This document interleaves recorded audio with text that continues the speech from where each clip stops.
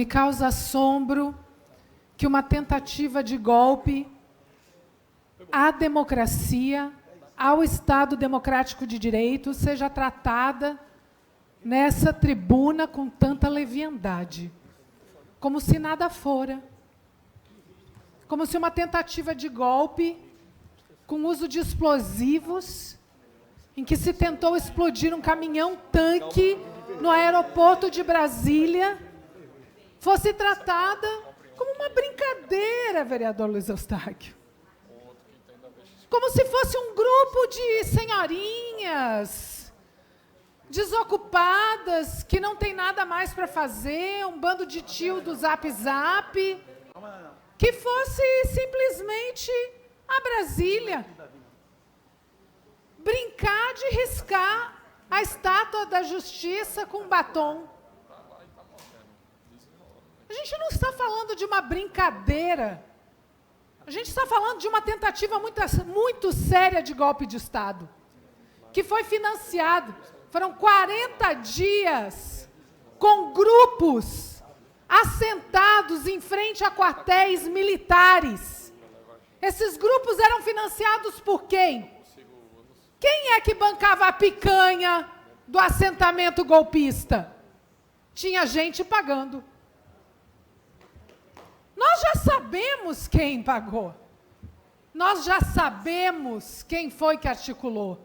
Tem um inquérito da Polícia Federal, vou repetir, tem um inquérito da Polícia Federal com mais de 800 páginas. Quem é o autor intelectual da tentativa de golpe de Estado que o Brasil sofreu no dia 8 de janeiro de 2023.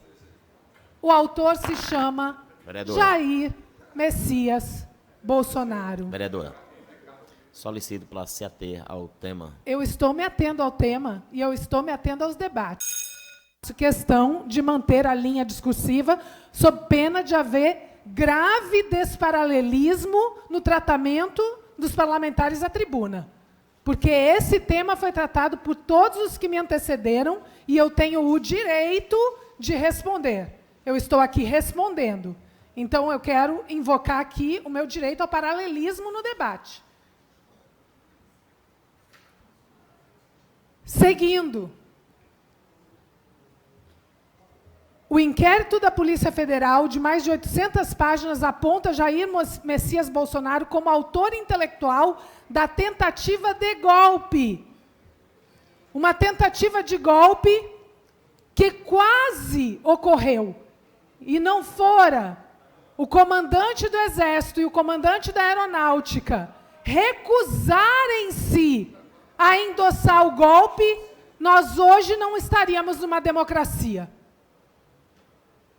Então, tratar nessa tribuna a tentativa de golpe como uma brincadeira de idosos desocupados que estavam no grupão do Zap Zap, isso é desmedido. O tema é muito sério. E eu invoco aqui a seriedade que o assunto exige.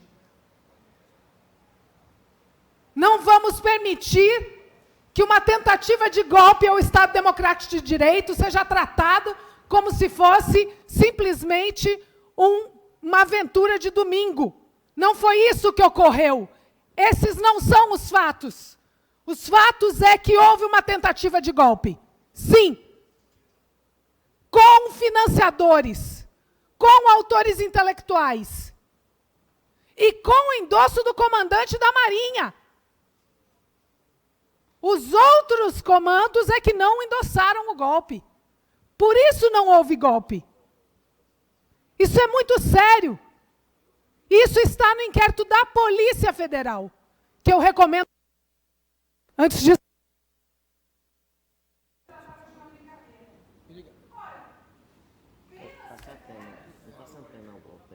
vou dizer de novo. Não está tema ao tema. Obrigada. Penas severas? Penas severas? Deixa eu dizer algo que não foi citado aqui e que o ministro Barroso recentemente comentou. Houve uma tentativa de acordo, vereador Luiz Eustáquio, com todos os que foram condenados. Houve uma tentativa de acordo. A tentativa de acordo consistia em fazer com que assumissem que tentaram participar de um golpe de Estado e fizessem um curso sobre democracia e usassem tornozeleira eletrônica. Sabe o que aconteceu com a tentativa de acordo proposta pelo Supremo Tribunal Federal, que aqui foi chamado de radical? O Supremo Tribunal Federal foi chamado de radical. Veja o radicalismo dessa proposta de acordo. Vejam o radicalismo dessa proposta de acordo. Aceitar que participaram de uma tentativa de um golpe de Estado, fazer um curso sobre democracia e usar a tornozeleira eletrônica. Sabe o que eles disseram? Não! Não! Preferiram ficar presos, dado o radicalismo ideológico dessas pessoas. Então, quem é radical? O Supremo Tribunal Federal? Não. Quem fez uma proposta de acordo tão pífia, na minha opinião, tão pífia quanto essa, e a proposta de acordo não foi aceita. Não foi aceita, isso é radicalismo ideológico. Então, a gente não está falando de um grupo de tios do Zap Zap. A gente está falando de militantes de uma causa antidemocrática. Eu escuto a vereadora Cida Pedrosa. Vereadora Liana, eu estava escutando a senhora aqui absolutamente embevecida. Sei o quanto você foi importante, inclusive, no acompanhamento de quando o presidente Lula estava preso. Você era uma pessoa que estava debatendo isso o tempo inteiro nas redes sociais, acompanhou o processo. E dizer aqui que você está corretíssima. Eu queria corroborar. Nós não podemos, sob hipótese alguma, a partir de um voto de aplausos completamente legítimo proposto pela vereadora Jo Cavalcante, legítimo porque ela quer aqui saudar a democracia. Acho que, no fundo, esses vários votos de aplausos têm o intuito de aplaudir aqueles que hoje, no STF, mais o presidente Lula, estão lutando do ponto de vista das bandeiras jurídicas para que a democracia seja uma realidade no nosso país. Nós estamos falando de um golpe que não aconteceu única e exclusivamente porque 2 comandantes de 2 outras forças militares não aqueceram. Se o comandante do Exército e o comandante da Aeronáutica tivesse aquecido ao comando de Jair Messias Bolsonaro, ao comandante da Marinha, e a todo o grupo, inclusive de políticos envolvidos, políticos de extrema-direita, o golpe teria acontecido. E isso está provado nos autos do inquérito da Polícia Federal. Nós estamos falando, vereadora Adriana, de que houve uma tentativa de assassinato do presidente da República, Luiz Inácio Lula da Silva, do ministro Alexandre de Moraes, do vice-presidente da República, e se investiga também a tentativa de assassinato de Flávio Dino. Nós estamos falando de uma proposta de golpe que teve arquitetura intelectual para que este acontecesse, de uma tentativa de golpe que teve financiamento, construção com início, meio e fim.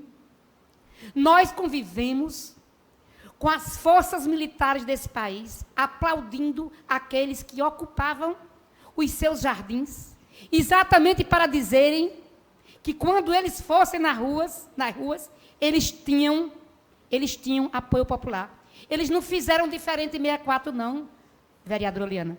A gente sabe que no golpe militar de 1964, houve o apoio de militares, de empresários e de políticos que não acreditam na democracia. E eles agiram da mesma forma. Eles fomentaram o apoio popular. E eles quiseram repetir. O que eles não contavam, na verdade, é de que a sociedade brasileira não aceitasse o vil vandalismo que aconteceu. O que eles não esperavam era que os Estados Unidos reconhecessem publicamente Lula como presidente legitimamente eleito. Até porque os Estados Unidos da América foi apoiador do golpe de 1974. Então, a senhora e sua linha de raciocínio está plenamente correta e é por isso que eu voto com muito carinho nos requerimentos da vereadora Ju. Muito obrigada, vereadora Cida Pedrosa. Acolho na íntegra seu aparte. Muito bem lembrada a tentativa, inclusive, de assassinato do ministro Alexandre de Moraes. Nós chegamos ao ponto de termos esse ministro que agora aplaudimos, quase assassinado. O seu assassinato foi impedido nos últimos segundos antes dele ser entocaiado, ia ser vítima de uma tocaia. Vereadora. Encerro, então, estes requerimentos, apenas dizendo que esses aplausos são mais do que merecidos, são aplausos à atuação do Supremo Tribunal Federal na defesa da democracia. Em relação ao outro requerimento, voto de aplauso para Luiz Inácio Lula da Silva. Há muito a aplaudir. Há muito a aplaudir. Eu poderia falar desses aplausos de muitas maneiras, porque nós temos a menor inflação registrada desde a série histórica de 1994, quando foi criada a moeda real. Tivemos agora, em janeiro. Nós temos a menor inflação de alimentos na série histórica desde 2012, 4% como média. Ao passo que no governo Bolsonaro, por exemplo, a média da inflação de alimentos era de 8,60%. A gente poderia falar do pé de meia, que beneficia milhões de estudantes.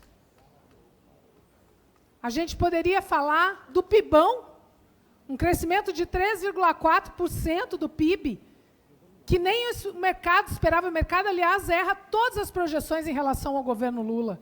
Todas. É impressionante. Todas as projeções do mercado, o mercado erra, e o governo sempre supera, e muito bem, os índices econômicos.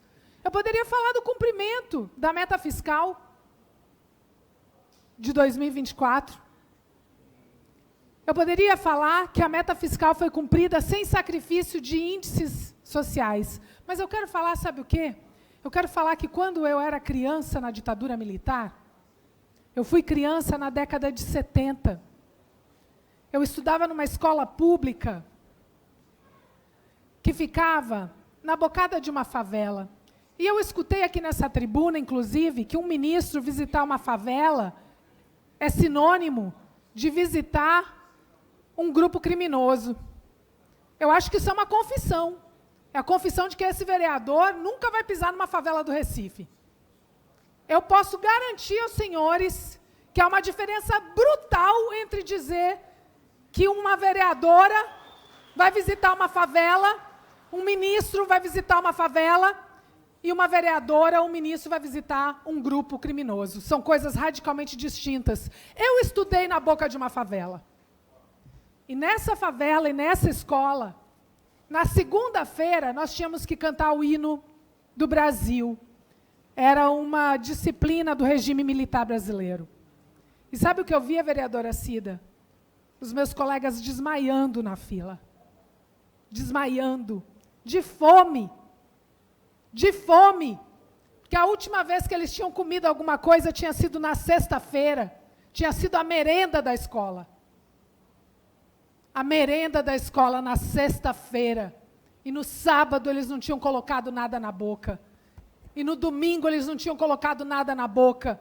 E quando chegava na segunda-feira que eles tinham que ficar de pé na fila, eles desmaiavam de fome.